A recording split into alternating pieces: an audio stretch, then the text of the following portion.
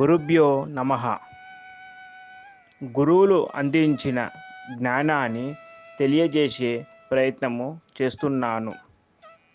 ఎవరి రూపము నీ మదిలో నిలిచిపోతుందో, ఎవరి స్వరము నిన్ను సన్మార్గము వైపు నడిపిస్తుందో, ఎవరు చెప్పిన ధర్మసూత్రాలు నీ మదిలో నిలిచిపోతాయో, ఏ మహనీయుని దగ్గరకు వెళ్ళగానే నీ సందేహాలు నివృత్తి అవుతాయో, ఏ వ్యక్తి దగ్గర నీకు ప్రశాంతత ఆనందం కలుగుతాయో, ఏ వ్యక్తి మీద నీకు పరిపూర్ణమైన నమ్మకము కలుగుతుందో ఆ మహనీయుడే నీకు గురువు.